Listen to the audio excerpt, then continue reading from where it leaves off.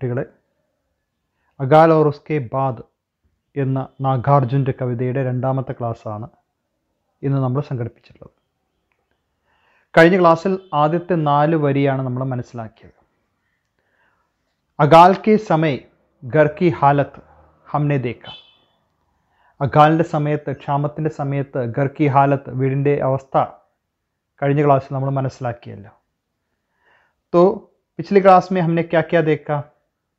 अकाल के समय चूल्हा रोया और चक्की उदास रही थी, और कानी कुतिया चूल्हा और चक्की के पास सोई हुई थी, और बीत पर छिपकलियों की गश्त भी हमने देखा, और चूहों की हालत भी शिकत होते हुए देखा. അപ്പോൾ എങ്ങനെയാണ് ക്ഷാമം വീടിനെ ബാധിച്ചിട്ടുള്ളത്? मानव ही नहीं, वहाँ के जीव जंतुओं भी अकाल से परेशान है. മനുഷ്യൻ മാത്രമല്ല, അവിടുത്തെ ജീവജാലങ്ങൾ പോലും എന്താണ്? अकाल से परेशान है. तो कुछ सवाल पूछे. ओके. अकाल और उसके बाद किसकी रचना है? ആരുടെ രചനയാണ്? നാഗാർജുൻ്റെയാണ് അല്ലേ? ശരി.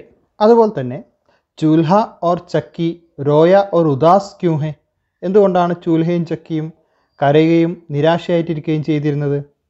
ഗർമേ ഭോജൻ കി അഭാവ് ഹെ, യാനി ഖാദ്യ കി അഭാവ് ഹെ, ഭക്ഷണത്തിൻ്റെ കുറവുണ്ടായിരുന്നു അല്ലേ? കാനി കുത്തിയ കഹാ സോയി പടി ഹെ. എവിടെയായിരുന്നു കാനി കുത്തിയ ഉറങ്ങിക്കിടന്നിരുന്നത്? ഹാ, ചൂൽഹ ഓർ ചക്കി കെ സമീപ്, ചൂൽഹയുടെയും ചക്കിയുടെയും സമീപത്തായിരുന്നു അല്ലേ? ചിപ്കലിയാം ബീത് പർ ക്യാ കർത്തി രഹി ഹെ. എന്താണ് ചിപ്കലിയാൽ ചുമരുകളിൽ ചെയ്തുകൊണ്ടിരിക്കുന്നത്? ചിപ്കലിയാം ബീത് പർ ഗസ്ത് കർത്തി രഹി ഹെ. കവി കെ വിചാർ മേ ചൂഹോं की हालत क्या है? എന്താണ് എലികളുടെ അവസ്ഥ? ചൂഹോं की हालत बड़ी शिकस्त है. വളരെ പരാജിതമായിട്ടുള്ള രീതിയിലായിരുന്നു അവരുടെ അവസ്ഥ. ചൂഹോं की हालत. ഇനി അടുത്ത 4 വരികളിലേക്ക് പോവാം അല്ലേ? അടുത്ത 4 വരികൾ അകാൽ കെ ബാദ്, ക്ഷാമത്തിന് ശേഷം ഉണ്ടാവുന്ന ഘർ കി ഹാലത്ത്, വീടിൻ്റെ അവസ്ഥയെക്കുറിച്ചാണ് പറയുന്നത്. നോക്കാം. എന്താണ് കവി പറയുന്നത്? ധാനെ ആയേ ഘർ കെ അന്തർ കൈ ദിനോ കെ ബാദ് ദുആ ഉഠാ ആംഗൻ സെ ഊപ്പർ കൈ ദിനോ കെ ബാദ് ചമക് ഉടി ഘർ ഭർ की आंखें कई दिनों के बाद कौवे ने कुचलाई पांखें कई दिनों के बाद. तो अकाल के बाद उस घर में दाना आने लगा. ക്ഷാമത്തിന് ശേഷം ആ വീട്ടിലേക്ക് എന്ത് ചെയ്തു? ദാന ആനെ ലഗ, ധാന്യം കടന്നു വന്നു. യാനി ഖാദ്യ ആയേ, അകാൽ സമാപ്ത ഹുവ, ക്ഷാമം അവസാനിക്കുകയും, और घर में दाने आने लगे, വീട്ടിലേക്ക് ധാന്യം വരാൻ തുടങ്ങി. तो दाने आए कहाँ, എവിടേക്കാണ് ധാന്യം വന്നത്? ധാനെ ആയേ ഘർ കെ അന്തർ, എവിടേക്കാണ്? ഘർ കെ അന്തർ. ക്യാ ഹെ ഘർ എന്നർത്ഥം? വീട് അല്ലേ? तो ഘർ കെ അന്തർ, വീടിനുള്ളിലേക്ക് ധാനെ ആയേ, ധാന്യം വന്നു. കേസേ? കൈ ദിനോ കെ ബാദ്, ഒരുപാട് ദിനങ്ങൾക്ക് ശേഷമാണ്. കൈ ദിനോ തക്, ഒരുപാട് ദിവസങ്ങൾ വരെ വഹാ അകാൽ ദ, ക്ഷാമമായിരുന്നു. और കൈ ദിനോ കെ ബാദ്, അതിനുശേഷം എന്ത് സംഭവിച്ചു? ധാനെ ആയേ, ധാന്യം വന്നു. കഹാ? ഘർ കെ അന്തർ, വീടിൻ്റെ ഉള്ളിലേക്ക്. ഫിർ ക്യാ ഹുവാ? ദുആ ഉടാ ആംഗൻ സെ ഊപ്പർ, ദുആ ഉടാ ആംഗൻ സെ ഊപ്പർ കൈ ദിനോ കെ ബാദ്. ക്യാ ഹെ ദുആ? ദുആ പുക. ദുആ ഉടാ ആംഗൻ സെ, എവിടെ? ആംഗൻ സെ ഊപ്പർ. ആംഗൻ സെ മത്ലബ് ക്യാ ഹെ? ആംഗൻ, മുറ്റം. तो ആംഗൻ സെ ഊപ്പർ ക്യാ ഹെ? മുറ്റത്തിന് മുകളിലൂടെ. എന്താണ് ദുആ ഉടാ ആംഗൻ സെ ഊപ്പർ എന്നതുകൊണ്ട് ഉദ്ദേശിക്കുന്നത് കവി? तो देखिए, घर में रसोई में खाना पकाते रहे. വീട്ടിലെ അടുക്കളയിൽ എന്ത് ചെയ്തു?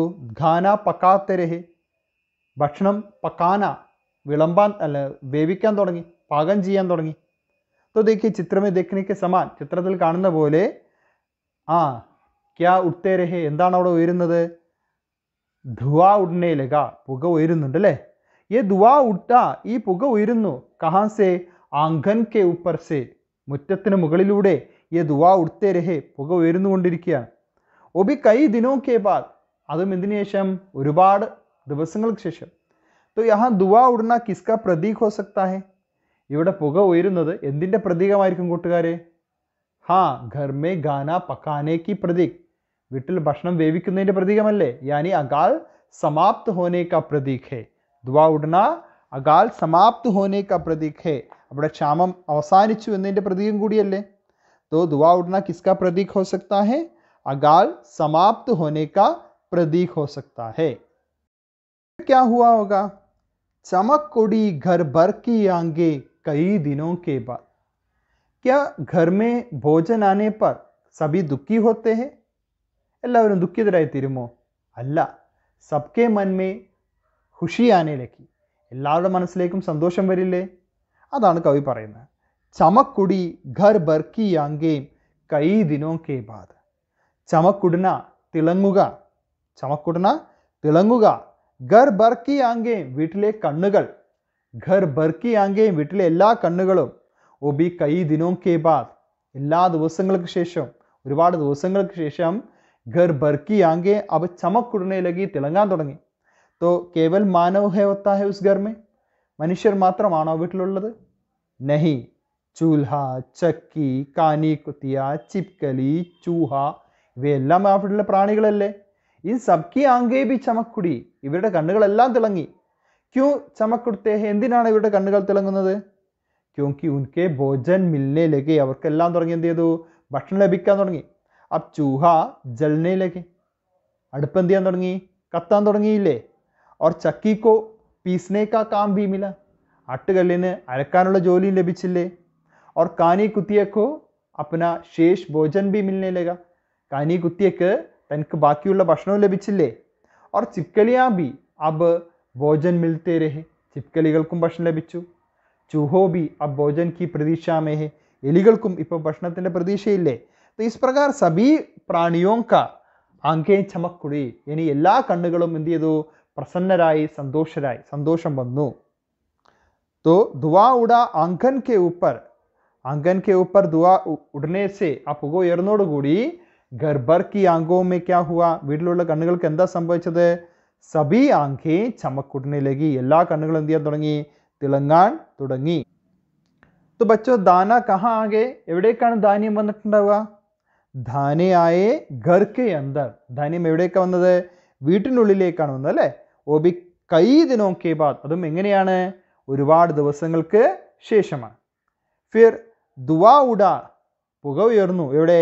ആംഗൻ കെ ഊപ്പർ, മുറ്റത്തിന് മുകളിലൂടെ. ഓബി കൈസേ? കൈ ദിനോ കെ ബാദ്, ഒരുപാട് ദിവസങ്ങൾക്ക് ശേഷമാണ്. तो ऐसे में क्या होता है? ചമക് കുടി ഘർ ഭർ കി ആംഖേം, വീട്ടിനുള്ളിലെ കണ്ണുകളും എന്ത് ചെയ്യാൻ തുടങ്ങി? തിളങ്ങാൻ തുടങ്ങി. ഉബി കൈ ദിനോ കെ ബാദ്, ഒരുപാട് ദിവസങ്ങൾക്ക് ശേഷം. फिर क्या हुआ?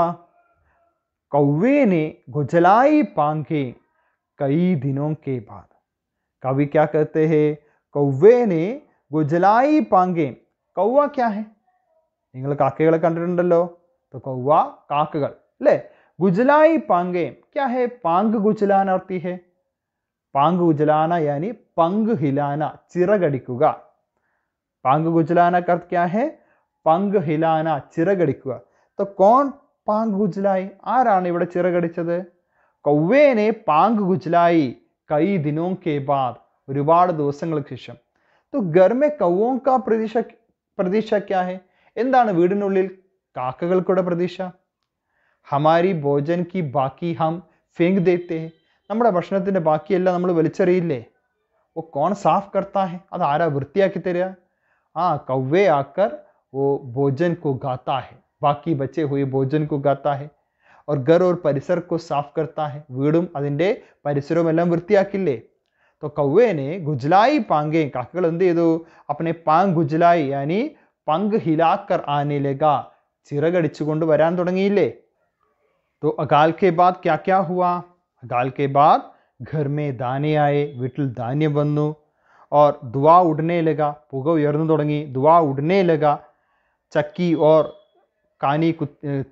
और चूल्हों को काम मिलने लगा, कानी कुतिये को भी भोजन मिलने लगा. फिर बीत पर चिपकलियों का गश्त होती रही, बीत पर चिपकलियों का गश्त होती रही, ചുമരുകളിൽ പല്ലികളുടെ സഞ്ചാരം തുടങ്ങി.